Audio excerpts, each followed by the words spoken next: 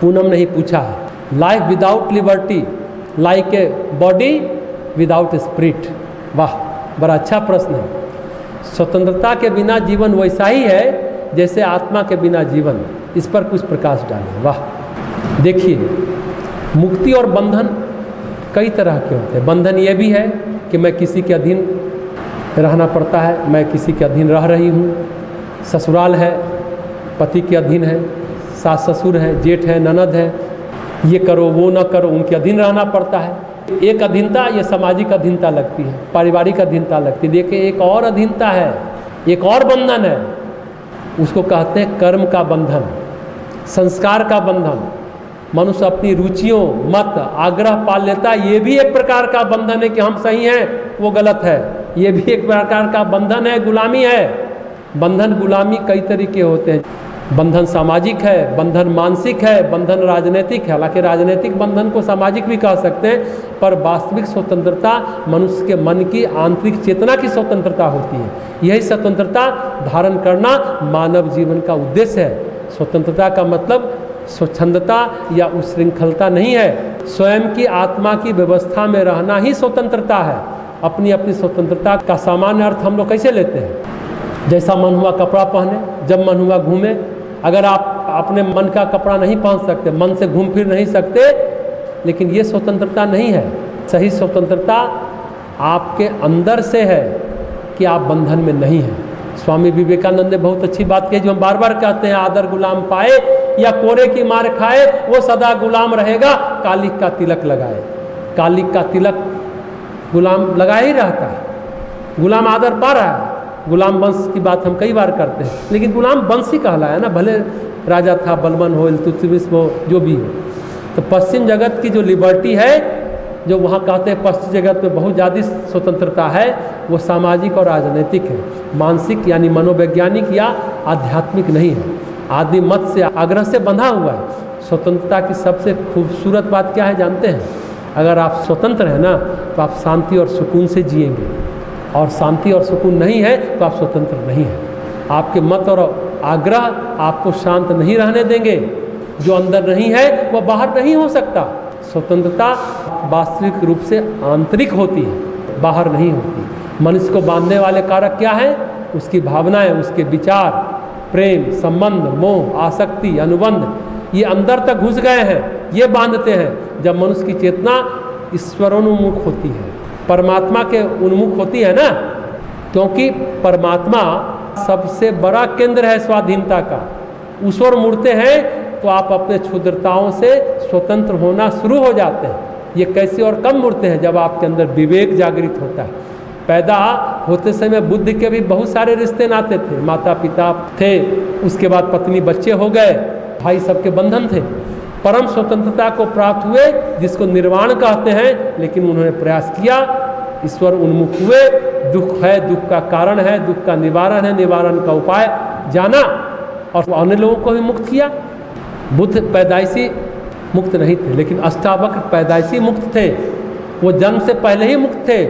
उनके जैसा हम समझते हैं दूसरा कोई हुआ नहीं। उनकी तुलना किसी से नहीं की जा सकती। उनके कोई मत या आग्रह नहीं थे।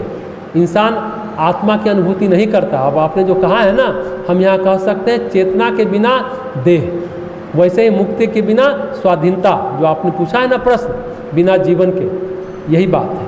मतलब स्वतंत्रता के बिना जीवन नहीं है, और आत्मा के बिना जैसे देह नहीं है, वैसे ही है स्वतंत्रता के बिना जीवन। आत्मा तो का एहसास नहीं है ना, इसलिए उसको चेतना कहिए तो अच्छा रहेगा। चेतना के बिना देह तो ज़्यादा अच्छा होगा। तो जितने प्रकार के बंधन होते हैं, मनुष्य बंधा रहता है। आने जाने की स्वतंत्रता को हम स्वतंत्रता नहीं कहते। अगर अंदर स्वतंत्र है तो एक कोठरी, एक गुफा में रहकर भी आप स्वतंत्र रहते हैं। गुफा में निश्चिंत निर्द्वंद रह सकते हैं, पर सड़क पर भी कहाँ हम निश्चिंत हैं।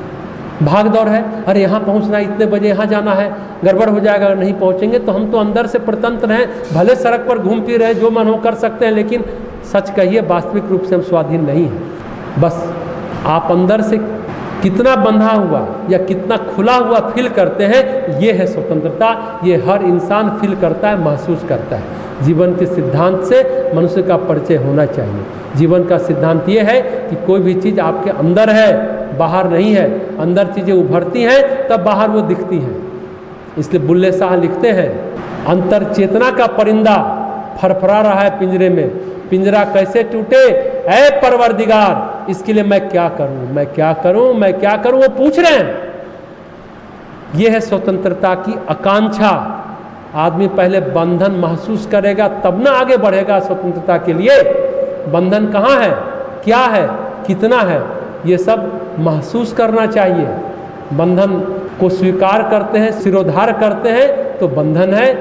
अगर हम बंधन को स्वीकार नहीं करते हैं, उसके अनुरूप नहीं चलते हैं तो बंधन नहीं है।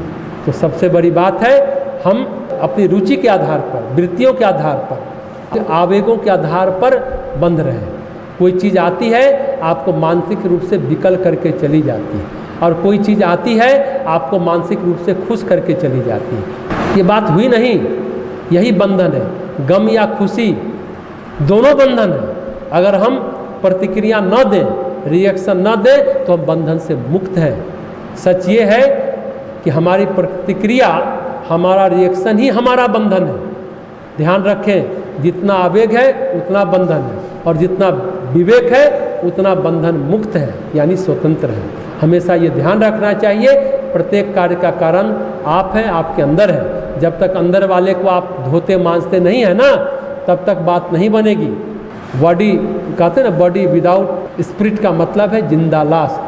हम अगर दूसरों के इशारे पर घूम रहे हैं, दूसरों के कंधे पर घूम रहे हैं या चल रहे हैं, तब बात नहीं बनेगी। सही उपाय बस यही है कि जिस क्षण मनुष्य ईश्वर के उन्मुख होता है, उसी क्षण बंधन कटना शुरू हो जाता है।